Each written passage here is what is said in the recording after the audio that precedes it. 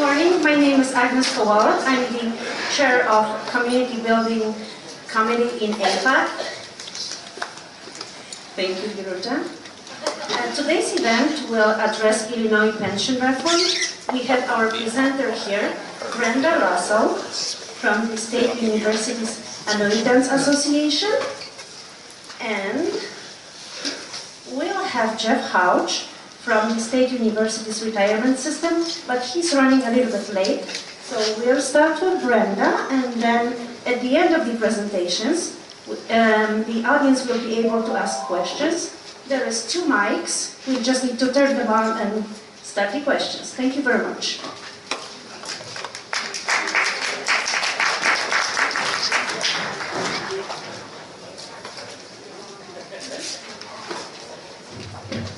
Good morning, and welcome to those of you who braved the weather. Jeff just phoned me. He's about 10 minutes away, driving up from Urbana, and there was a wreck, and he was stuck in bad traffic. So I hope your commute was a little easier than that. Welcome to the people watching on the webcast, and thank you to Jim Limber for being here again today and putting this out. And I know we have some people from Springfield, and of course retired people can live anywhere in the world. And we know we get a lot of hits to these kinds of events after the fact or during the fact for those who can't travel to be with us today. So welcome. I know I can see many faces in the room that I recognize from my life at UIC. I'm Professor Emerita. I'm retired but rehired, so I'm still here and I'm gone.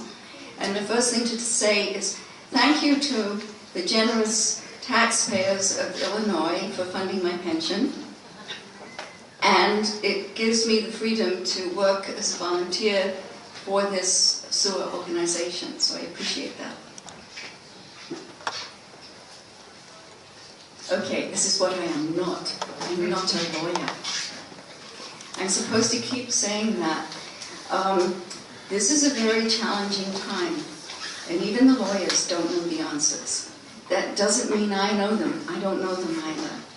But I'm speaking for myself. I'm not speaking for SUAA. I'm not speaking for SURS. Jeff, who will be here soon, is a SURS member, and he is speaking for SURS. So, Illinois pension reform. Who's to blame? I always say we are. We vote. We vote for people who do what they think will get them re-elected. Make your decision on your voting clear. Vote for the people who will do the right thing for Illinois and for you. So what did they do? They got in a fiscal mess. The politicians and the voters combined to do this, to sort of say, in the future everything will be fine. Well, we are in the future. Here we are in the future, it's not fine. Well, where do you go to find money? You know, the old Willie Sutton joke, you rob the bank because that's where the money's at. So what did they do? They went to the pension fund, and they took our pension, and they spent it on operations. They being the politicians that we, the voters, voted for. And we didn't vote them out at the next election either. So we really are responsible. Or irresponsible. Another thing they did to raise money was raise the income tax. It's a flat tax in Illinois, it's 5%.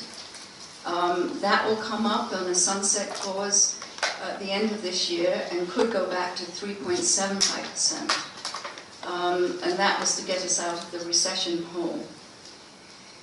The other way you balance the books is by spending less money.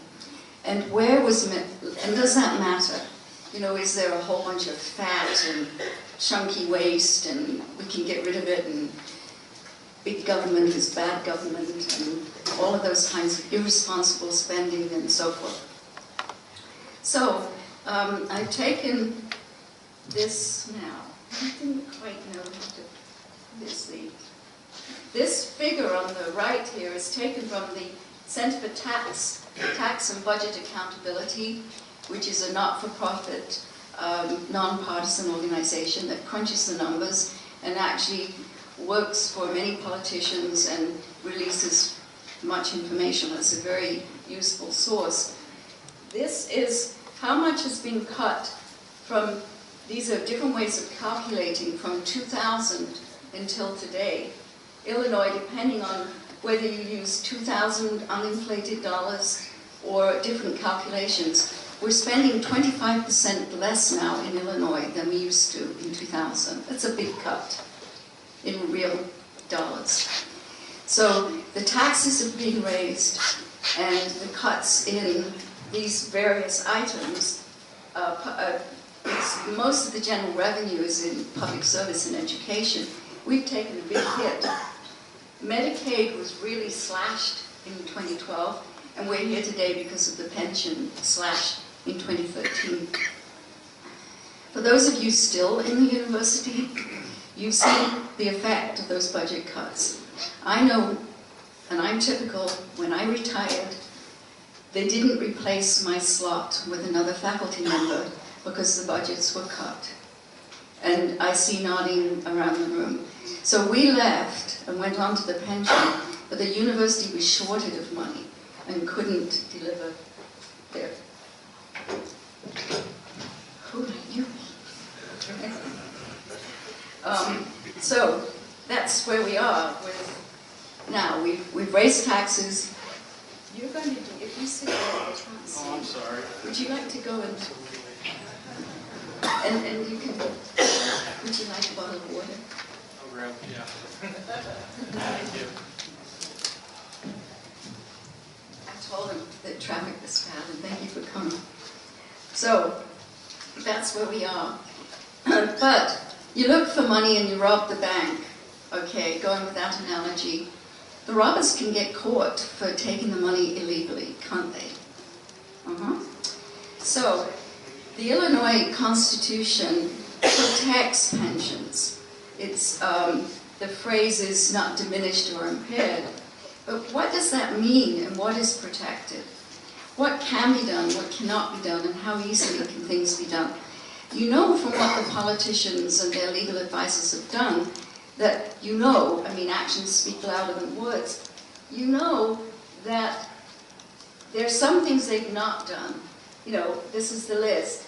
Redefine or calculate how the benefits are obtained, you know, in that calculation that you can do with the SURS estimator that they don't know what to do with because they have to implement the changes. You know that they first cut health insurance for retired annuitants. You know that in SB1 they have cut the automatic annual increases.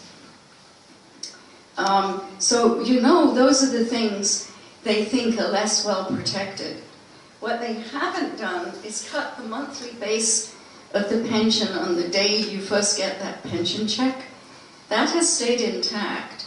They're sort of nibbling around the edges, but they're leaving that intact. So I would say the answer to this would, you know, typical student multiple choice questionnaire. Is it none of the above? You know, depends which lawyer you talk to. Is it all of the above? I would definitely say that the actual calculated pension the day you retire is the thing that will be hardest to take away. The other things they are already trying, so you know they think those are easier. The first one that started in 2012, a law, right, passed by politicians, SB 1313, we voted for them. They changed the free health insurance for retirees, and they put a tax on it. I call it a tax because it generates revenue. They don't call it a tax. I do. I'm paying it. It's a tax. Other things to decrease the cost of the health insurance for retirees. The AFSCME union by Illinois law are the ones who negotiate employee benefits. And they made the agreement to go to a cheaper medical insurance plan for Medicare-eligible retirees. And that's the Medicare Advantage. or as we call it, Medicare disadvantage. That is a Brenda comment. That is, nobody else is responsible. We started with the tax at 1 or 2% last summer. That has already been taken out of our pension checks. But, and I think I'm going to dwell on this point, immediately there was a legal challenge, and the Illinois Supreme Court heard that case in September. Now, Supreme Court hears a case, and everybody comes in, witness, conversation, so on, but they don't decide. They go, as the US Supreme Court, they go into consideration time. And that's where we are now. So when will that ruling come? It's being followed closely, because that's the first cut of something we thought we had that could be constitutionally protected. So some people think that may sort of see which way the wind is blowing in the Illinois Supreme Court. Then you ask people, when will they tell us what they've decided? And you get the answer tomorrow. But, you know, I talk to a lot of different people. Word on the street is it won't be until the summer. Hopefully it will be before July 1st, when the next increment in those deductions go in, because they double July 1st. So hopefully they won't start taking out 2% and then have to give it back. They'll decide before. If they've done it illegally, they'll have to pay us back for the health premiums that we've been covering. And at that point, they'll have a shortfall of revenue to cover the health insurance. They'll have to pay it from some other pocket. This Saturday, this new Medicare Advantage insurance goes into effect. I'm hearing that many of you have not yet received your cards. Don't worry, you've got a number, you are covered. Many others, we don't know what the ratio is, opted out and went for private insurance. They're not paying the state tax. They're not getting the free state coverage because it's not free anymore. Reform timeline.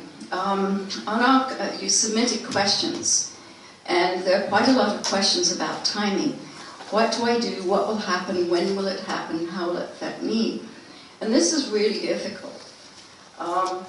So the reform timeline, you know, the law was signed, the SB1, PA 98-598 was signed in December 4th.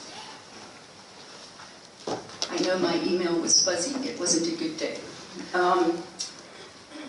This summer, some things begin. The first cuts to the, what we all call the COLA, but its correct name is automatic annual increase. They don't begin until January 2015.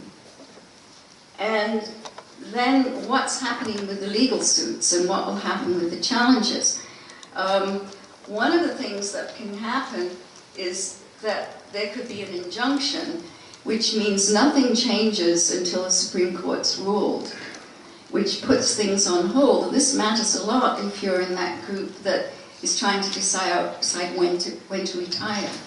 And will you know? How will you know? What will you know? And then what's going to happen with the Supreme Court? And this is where I'm really going to say again, I'm not a lawyer, this is word on the street. If I ask someone who's on the side of the government, who voted for these laws, most of them will say they think it will hold up constitutionally, it'll be fine, but not even all the politicians think that it will. Some of them think, or maybe hope, that it's a trial balloon and pieces of the law will be thrown out. So the pension plan could be held up in its entirety. It could be struck down altogether, or they could pick and choose between the pieces.